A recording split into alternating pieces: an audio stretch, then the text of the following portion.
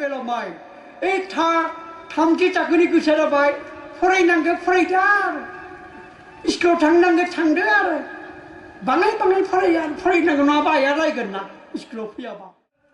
आइ आफाफोर पंचवर्षानि लालेत 10 वर्षनि तारेत पुत्र प्राप्ति सुखरक वर्षानि मृत्यु बड़ा शरद नमदे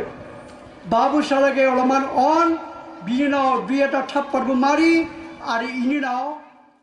दालमे कुछ कालाहे किसुमान गथ'नि गोसोआ मबाइल नायै नायै फिसाबाबो बोराय गोदि जालांबाय आरो मानसिया फिसा सिं सिं गोसोआ फाफ्पि जालांबाय जानो लुगैनाय गम थानाया आरो ख्लाब ख्लाब ख्लाब एकदम बल पाम्प गोदि जानायनि हान्दा मबाइल नायनो लुगैनाय गम थानो हाया रायलायबाय थानाय गम थानो हाया बियो माब्लाबाबो जौगानाया बे ब्रेक फेल जागोन साला बेटाया बुजिबायना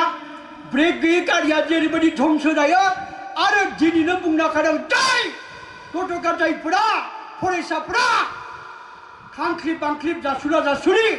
होननानै सानोबा आइ केन नट डु लोगो न' आइ केन डु ओरैबायदि जोङो उल्थायै मा होनना बुंदो नेगेटिभ थटखौ पजिटिभ थटजों जोङो एनकाउन्टार खालामो गाग्लोबनानै जों आवगायलाङो थारमाने जों हाया होनना सानबाथाय माब्लाबाबो जों हानाय नङा हाया होनना सानबाथाय आरो आइ केन डु होनना सानबा जों हागोन बेबायदि फोथायनायखौ जों लाना फैनांगोन आरो फिसाफोर जोंनि गोरबोआ फोथार बायदि होनना बुंदों दै मोनसे फोथारखौ जोङो बे मा होनोमोन बिराद जोथोनै लाखिनानै जोङो बेवहाय आबाद मावनो हायो बेखौ हेवनानै आबाद मावनो हायो आरो बे फोथारखौ थुख्रासे फोथारखौ नोङो मोनबो मावाबा बेयाव हाग्रा बंग्राफोरा जोनोम जागोन दा बे मानसिनि गोरबोआबो बेबायदिनो फोथार बायदि होनना बुंदों बेवहाय नोङो मोजां साननायनि बेगरखौ फैयोब्ला नोंनि साननाया मोजां जागोन जेबायदि सोरबा मानसिया डाक्टर जाबायब्ला मोजां डाक्टर जाबायब्ला दिनैनो डाक्टर जायाखै माब्लाबानो उन्दै समावनो आं डाक्टर जागोन होननानै बे साननायनि बेगरखौ फोदोंमोन आरो फोनानै ओरैनो थायाखैमोन माब्रै बे डाक्टरखौ जानो हागोन बिनि थाखाय लेखा फरा खालामदोंमोन खामानि मावदोंमोन खस्थ' खालामदोंमोन बेखायनो दिनै बियो गेदेमा डाक्टर जाबाय जेबायदि जोङो थाइजौ बेगरखौ फोना दोनबानो जाया बा फालौ बेगरखौ फोनानै दोनबानो जाया बेखौ जों जोथोन लानांगोन हासार होनांगोन अब्लासो जों बिनि फिथाइखौ मोनजागोन बेखायनो जोंनि फिसाफोरखौ आं खावलायदों जे जोंनि बे गोरबोआ ओंखायनो मोजां मोजां साननायनि बेगरखौ जों फोनांगोन आरो बुंखादो जे जोंहा मेन्टर एबा गुरु थानांगोन मेन्टर एबा गुरुखौ बेखौनो बुंदों फिसाफोर गोबां फोरोंगुरुनि गेजेराव सासेबा सानैबाबो ओरैबायदि नोंहा फोरोंगिरि थानांगोन जायजों जिउनि गासैबो बाथ्राखौ जों सावरायनो हायो गासैबो बाथ्राखौ मा सानदों मा मावनो नागिरदों मा सानगासिनो दङ मा प्रब्लेम जागासिनो दङ मा जेंना जागासिनो दङ मानोना मुलुगनि जेसेबां गेदेर मानसिखौ नुबाय आङो बयहाबो साफा सानै मेन्टर दङमोन जेबायदि भारत हादरनि मुंदांखा साइन्टिस्ट आरो हादोरगिरि आब्दुल कालामनि गुरुआ जाबाय मा गुरुआ बिथांनि गुरुआ जाबाय बिक्रम साराभाइ देरसिन गुरु फोरोंगुरु अरायबो बिथांजों रायलायोमोन जेंनाफोरखौ आरो क्रिकेटनि भगबान तेन्दुलकारनि गुरुआ जाबाय रमाकान्त आचरेकर आरो माइक टाइसननि गुरुआ जाबाय कास डिम'ट' जाय माइक टाइसना 13 बोसोर बैसोआवनो 38 खेब जेल जानो गोनां जादोंमोन नाथाय बे माने कास डिम'ट' होनना बुंनाय फोरोंगुरुनि बाथ्राखौ लानानै मुलुग मुंदांखा मानसि जानो हाबाय दा श्री कृष्णनि मेन्टरा माबा अर्जुननि गुरुआ जाबाय सोर मेन्टरा गाइडआ सोर श्री कृष्ण दा बेखायनो जोंनि फिसाफोरा जिउआव जुदि देरहासार जानो लुगैदोंब्ला सोरबा नोंनिख्रुइ गोरोंसिन मानसिजों नोंहा सोमोन्दो थानांगोन आरो बे सोमोन्दोआ गोथौ जानांगोन गोथौ our connection should be in the deep level not in superficial level होनना बुंदों गोथौ सोमोन्दो बुजि मोनाबानो रायलायनो प्रब्लेम गोलैबानो रायलायनो आं ओरै मावनो नागिरदों मा खालामनाया गाहाम जागोन बे गासैबो बाथ्राखौ जोङो रायलायनांगोन आरो बेखायनो जोंनि आइ आफाफोराबो जोंनि फिसाफोरखौ उन्दैनिफ्रायनो गोरों गोराफोरखौ सिबिनायखौ फोरोंनांगोन दा जोंनि खायसे आइ आफामोना रावबो गोरों मानसिखौ सिबिनानै दिन्थिया इसोराबो गुरु गैया जायनि जाहोनाव जोंनि गथ' गथायफोरा सानसे बेलासे गावनि बिमा बिफाखौ गोदोर मानसिखौ खुलुमनायखौ नुवाखै सिबिनायखौ नुवाखै आरो बेखायनो बिसोरो थाङै थाङै रावखौबो सिबिया जायो मोनसे बाथ्रा बुंदों आइफोर आफाफोर आरो फिसाफोर सत्यबानम लबते ज्ञानम होनना बुंदों सिबिनाय थाबासो मानसिया गियानि जायो होनना बुंदों गियानखौ मोननो हायो होनना बुंदों आरो गियानखौ मोनना बाहायबानो मानसिया बोलोगोरा गोहोगोरा मानसि जायो आरो बे गियाना मा मिथिगोन ना जेरैबायदि मा बुंदों दैफोरा गोजौनिफ्राय हाजोनिफ्राय हायेनाव बैख्लायबोयो बे दै फिसा फिसा निजोरा दै फिसाफ्रा लोगो नांनानै दैमा जायो आरो बे दैमाया थांना लैथोआव ज' जायो थिग बेबायदिनो मा जायो मानसिनि गोसोनि मोजां मोजां गियानफोराबो रोङै मानसिनि गोरबोसिम बैख्लायलाङो फ्ल'ना बोहैलाङो नाथाय मा मिथिगोन ना मानसिनि गियानफोरा ओरैबायदि मानसिनि गोरबोसिमसो बोहैलाङो जाय मानसिनि गोसो गोरबोआव बुंग्रा मानसिनि फारसे जुदि सिबिनाय आरो अननाय थाब्लासो आं मायाबा बुंबाय थादों आंनि फारसे जुदि खोनासंग्राफोरनि गोसो गोरबोआव सिबिनाय गैयाबा अननाय गैयाबा आंनि बुंनायफोरा नोंथांमोननि गोरबोसिम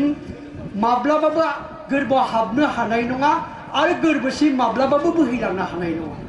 बेखायनो जाय फरायसाफोरा फोरोंगुरुनि फारसे जुदि सिबिनाय गैयाबा अननाय गैयाबा जुदि बेबायदि जुदि अननाय आरो सिबिनाय गैयाबा सारफोरनि फारसे अब्ला मा जागोन सारफोरा बिराद मोजां मोजां बाथ्रा बुंब्लाबो बिथांमोननि बाथ्रा खौरांफोरा बे फरायसाफोरनि गोसो गोरबोआव हाबनाय नङा आरो जायगा मोननाय नङा बेनिखायनो बुंदों मा जाय मानसिनि गोरबोआव सिबिनाय आरो अननाय दङ बेवहायसो गियानफोराबो बोहैलाङो बोहैना बासा लायो होनना बुङो दा किसुमान फरायसाफोराथ' ओइ सरकारि सारा थिग नङालै जानला मानला रायोलै जानला मानला बुङोलै ओइ बिनि बाथ्राखौ मा खोनासंनो होननानै गावनि गोरबोआव मोनसे बेरा होना दोनखायो जोबै दै बोहैनायखौ माने थेनायबा दैया बोहैलांनो हाया गोसोआव बेरा होना दोनो ओइ बि बुंनाया थिग नङालै दालि बालि बुखिलै सारा बेनिफ्राय बे सारा हाजार मोजां मोजां बाथ्रा बुंबाबो नोंसोरनि गोरबोआव हाबनाय नंलिया आरो अब्लाना फरायसाफोरा तामान खहा जायो बेखायनो मा दंना सोरबा सारा रायबाबो फांफा फांनै गाज्रि बुंब्लाबो बिसोरखौ माब्लाबाबो गाज्रि मोननाङा फिसाफोर दैबान जानानै माथावरिफोरखौ सेफायनानै न' बां बुफायनानै मानसिफोरनि जिउखौ सिलिंखार खालामो बेनिखायनो जोङो दैखौ लोङामासिनो थानो हाया आरो मा होनो बन जुइ दावनाय हाग्रायाव अर जायो बे हाग्रानि अरा फारसेनिफ्राय खामलाङो माब्लाबा न' बांबाबो खामलांना सेवहांगार खालामो बेखायनो जोङो अरखौ नायनो बानानै अरखौ लायामासिनो जों थांना थानो हाया अर नङाबा माजोंनो संना जानो बेखायनो सोरबा मायाबा बुंबाबो रायबाबो जों बेखौ गाज्रि मोननो नाङा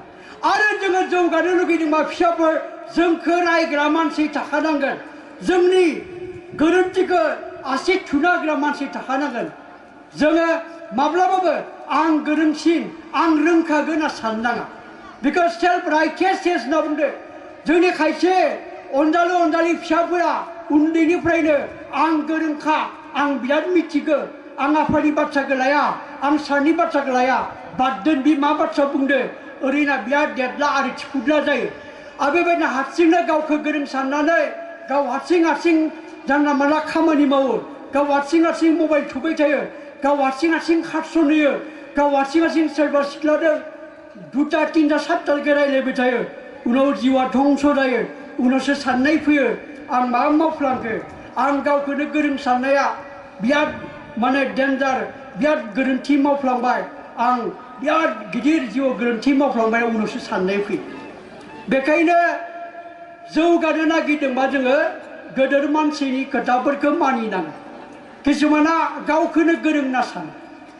जेरैबायदि मा होनना बुंदो जों सोरबा सासे मानसिखौ फोथायोब्ला बिथाङा जि बुङो बेखौनो जों मानियो आरो फोथायाब्ला जोङो बि बुंनायबा नंगौ नङा होनना अलपमान फोरमान चेक खालामना नायनो लुगैयो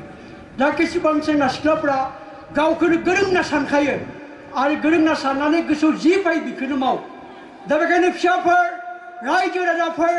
मानसिनि साननाया मोनथाम रोखोमनि 3 टाइप्स अफ थट होनना बुंदों मोनसे जाबाय मा फार्स्ट लेभेल अफ थट सेथि थाखोनि साननाया जाबाय मा मिथिगोना गोसोआव जि फैयो बेखौनो मावनाय नों मा खालामदोंमोन मबाइल नायनो लुगैदों मबाइल नायबाय नों दहाय मा खालामनाय सिनेमा नायनो लुगैदोंमोन नायना होबाय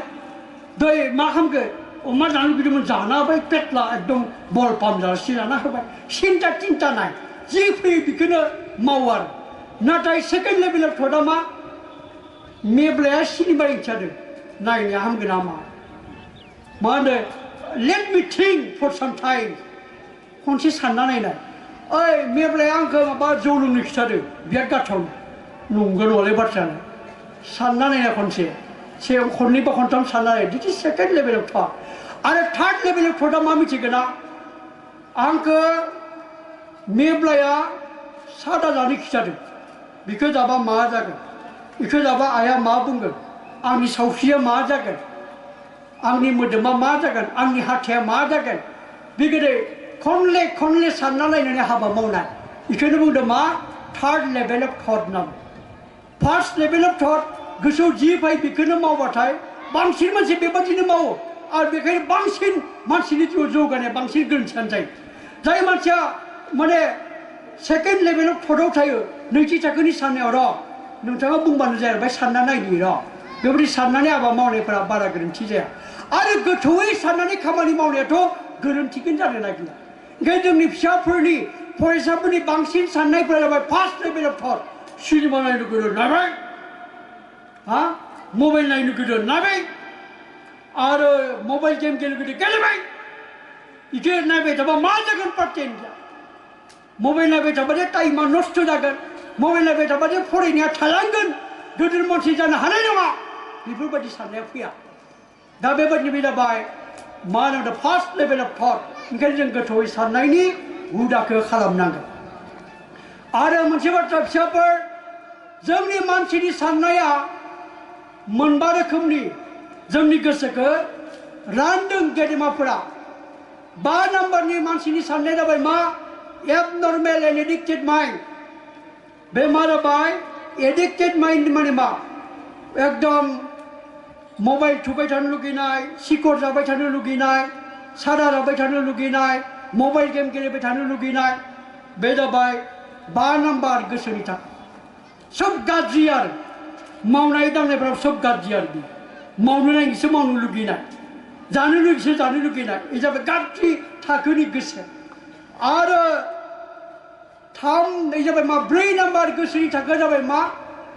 बे जाबाय जानो लुगैनाय लोंनो लुगैनाय आराम आरो खाव पिय मस्त करो बिगोदै मानसि फरायसाफोरजोंनो बिराद दोङो आयै खुसिया जाबायना आयै बेदरखौ आं बाय हरबोलाय तामान जानायनि धान्दा लोंनायनि धान्दा आरो उन्दुनायनि धान्दा बाराके जाबाथ' लोंबाथ' उन्दुनाया बारा जाखागोन आरो बेनो जाबाय थार्ड लेभेल अफ माइन्डआ जाबाय मा नर्मेल लेभेल अफ माइन्ड এই थामथि थाखोनि गोसोआ जाबाय फरायनांगौ फरायदो आरो स्कुलाव थांनांगौ थांदो आरो बाङाय बाङाय फरायनांगौ नङाबा आइया रायगोन ना स्कुलाव फैयाबा जास्ट फरायनांगौ फरायबाय थादो सेकेन्ड लेभेल अफ थटआ मा जाखो मा सेकेन्ड लेभेल अफ माइन्डआ मा जाखो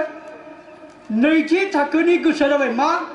साक्सेसफुल माइन्ड होनना बुंदों मोजांनिफ्राय मोजांसिन खामानि मावनो लुगैयो आं फरायदो डिस्टिंसन माइनसो गारगोन आं मैगं संदों मोजांनिफ्राय मोजांसिन संनासो गारगोन आं बल गेलेयो मोजांनिख्रुइ मोजांसिन आं बल गेलेगिरि जागोन बे जाबाय साक्सेस देरहासार जानो लुगैनाय गोसो बेबायदि गोसोनि मानसियाबो जोंनि हारिनि गेजेराव खम साक्सेस जानो लुगैनाय ओरैनो मावनांगौ मावो आरो नर्मेल जायोबासो बारा फरायनांगौ फरायदों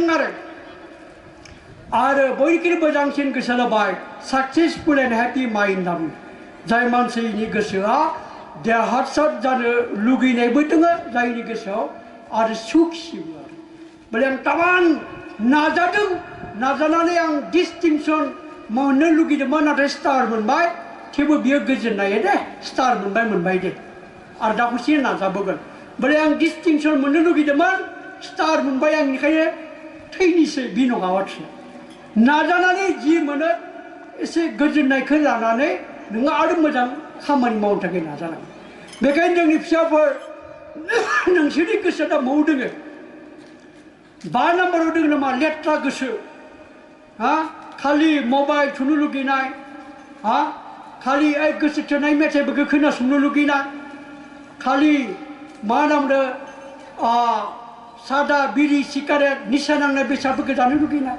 आरो मोनसेया जाबाय खालि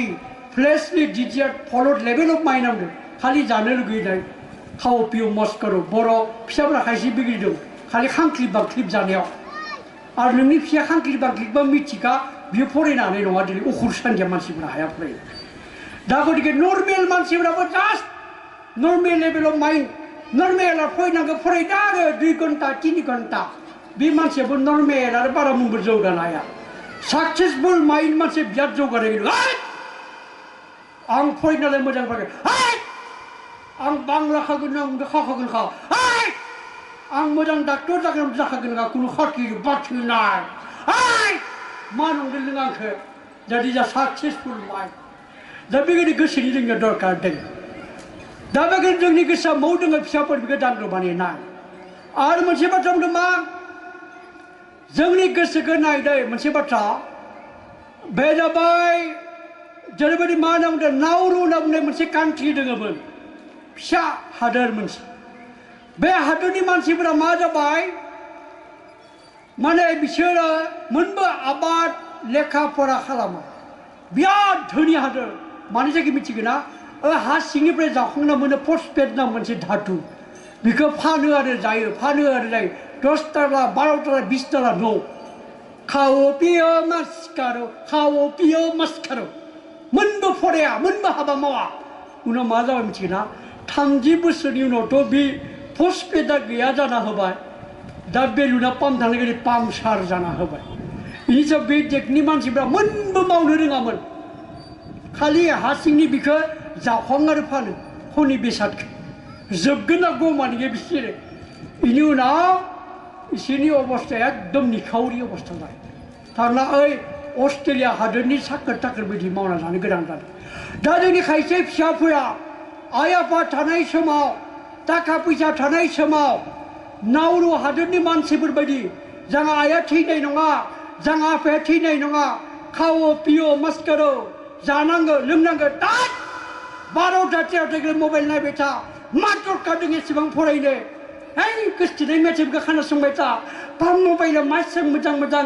बया बुस्थु नायबाय थानो लुगैनाय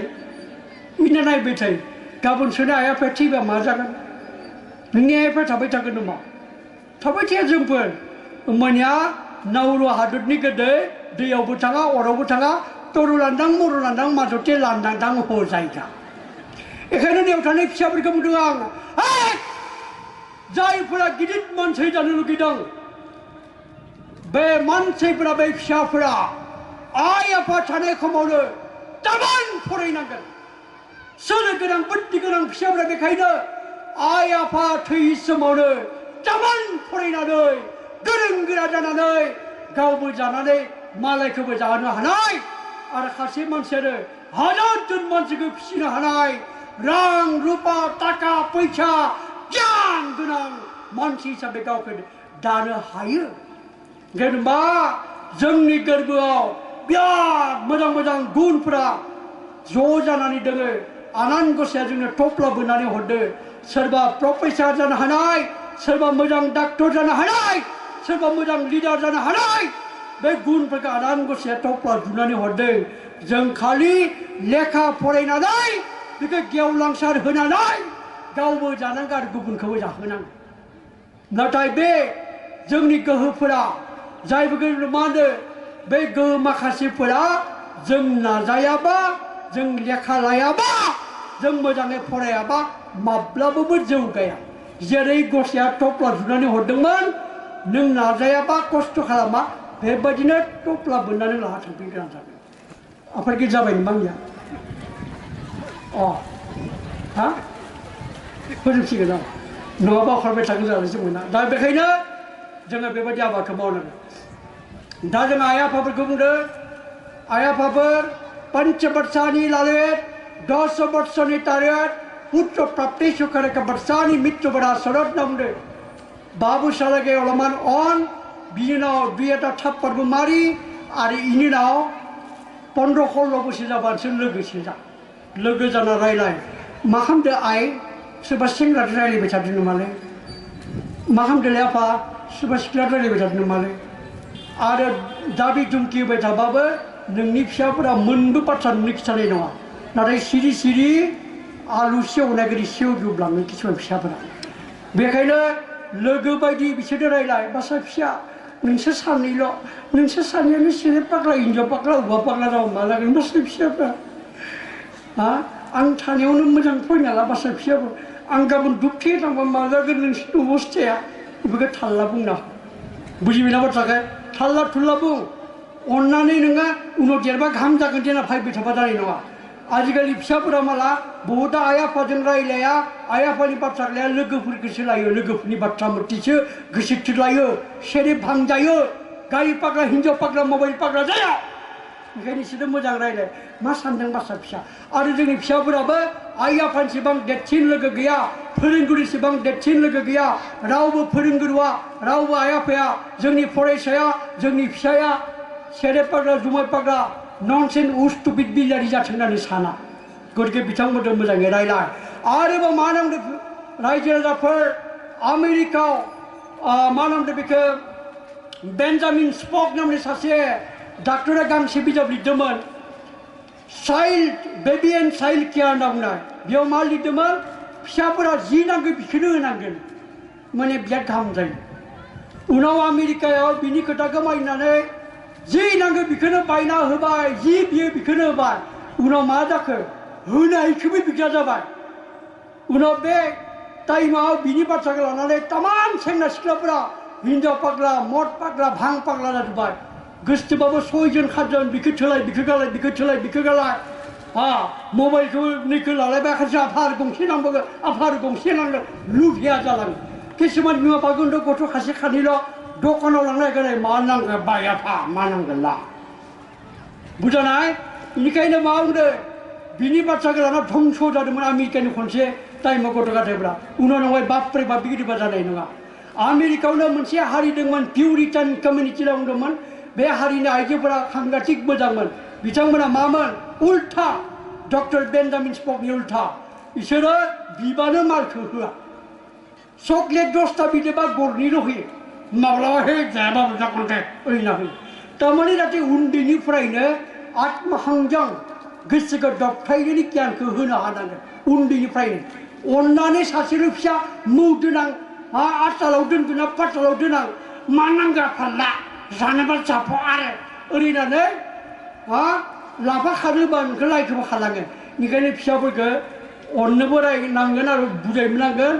आरो किसुमान गथ' गथाय बिमा बिफानि बाथ्राखौ लाया बुंबाय थाबा मानिथारा माने गोरों गोरों मानसिनि खाथियाव लानानै थां बिमा बिफानि खोथाखौ मानिनो नागिरा हदाय नुबाय थानायखाय बाराया जालायबाय आरो माबा बुख्रिबाय थायो फंसे बाथ्राखौ फरायबाय थायो ओंखायनो फरायबाय थाबो जाया बिनि गोसोआवबा मा बुस्थु सोलिबाय थादो बेखौ नायनांगोन दालमे कुछ काला है किसुमान गथ'नि गोसोआ मबाइल नायै नायै फिसाबाबो बोराय गोरि जालांबाय आरो मानसिया फिसा सिं सिं गोसोआ फाफ्पि जालांबाय गतिके गोसोआ फाफ्पि जायोबा मोदोमाबो फाफ्पि जायो गोसो मोदोम फाफ्पि जाबा फरायबाबो गोसोआव थानाय नङा बेनिखायनो गोसोनि तामान बेरामि गथ'फोर जोनोम जादों दा जोंनि समाजाव तामान मबाइल थुयै थुयै खायसे निसा नांनाय बेसादखौ जायै जायै गोसोनि बेरामि सेंग्रा सिख्लाया बारिगासिनो दं गोबां बिमा बिफाया गावनि फिसा लोगो माने माले लोगोजों सोब बाथ्राखौ रायलायनो हायो गतिके आइया फिसाजोनि लोगो बिफाया फिसालानि लोगो द्याट मिन्स जिखुनु बाथ्राखौनो सावरायनो हानांगोन ओंखायनो फिसाफोरखौ बुंखादो जौगानो लुगैदोंबा मोजां मानसिजों सोमोन्दो लाखिनांगोन आरो बे सोमोन्दोआ सायावल' नङा इसिखोमा बाथ्रा रायलायबा जानाय नङा गोसो गोरबो होनानै नोङो सोब बाथ्राखौ खिथानांगोन सोरखौबा गोसथोबा बेखौबो खिथानांगोन आइनो आफानो मा सोरबा मायाबा नायदोंबा बेखौबो खिथानांगोन सिरि सिरि मोथो मोथो थाबाय थाबा जानाय नङा बेखौ क्लस माइन्ड होनना बुङो बेखौ ओरैनो दुनियानि लेथ्रा माखासे साननायखौ गोसोआव सोना लानानै मोथो मोथो सि थाबाय थानानै धंस जालाङो गोबाङा बे जुजाइनि अरगोदे खामजोबनानै हांगार खालामनाय मानसिनि गोसोखौ गतिके बेबादिनो जोङो आवगायनांगोन फिसाफोर जियानो जा मानो मोजाङै फराय मुगास्तुनि बारा धान्दा खालामनाङा बुजि मोननो थाखाय नाजा सोंनाय फिननायखौ निजायनो होनो थाखाय नाजा निजायनो लिरना सारफोरनो खिथि बे जाहाथे नाजायाखै आजिखालि गेदेर गेदेर साख्रियालफोरावबो मा होनना बुङो decision making capacity problem solving capacity interpersonal skill नोङो गरन्थ लानो हानाय नोंनियाव गोहोआ दंना गैया जेंना सुस्रांनो हानाय नोंनियाव गोहो दंना गैया बेफोरखौसो टेस्टिं नायनाय जादों बेखायनो सोंनाय फिननायखौ गावनो होनो नाजा आरो तामान बुजि मोननो थाखाय नाजा मा दङ खनब्रै खनबा 10 बार 15 बार गाहाम फरायनानै नाय होमबानिया बुजि मोनगोन आरो नोङो फरायनायनि उनाव बेखौनो मा जे बेलेग देगनि फरायसाफोरा माला फरायनायनि उनाव बे गियानखौ बाहायनानै on the basis of whatever knowledge he has been gathered he will try to create something new now फरायनानै गियान मोननानै माबा मोनसे गोदान बुस्थु सोरजिनो थाखाय जों नाजानांगोन आरो हानाय मानि निजेनो माबा मोनसे मावना जानो हानाय आमेरिका चाइना जापाननि फरायसाफोरा फरायो आं फरायखांनानै जाहाथे साख्रि मावालासिनो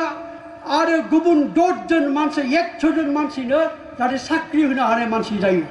जोंनिया खालि फरायो मानो आंनो साख्रि नांगोन साख्रि साख्रि साख्रि होननानै हाइजें खदलायलाङो जोंनि मानसिफोर दा बेखायनो बारा बुंलिया बेखिनिखौनो बुंबाय दिनै जोंहा मा होनदों बेखौ बाथौ आश्रम जथाय आफादा आंखौ लिंना लाना फैनानै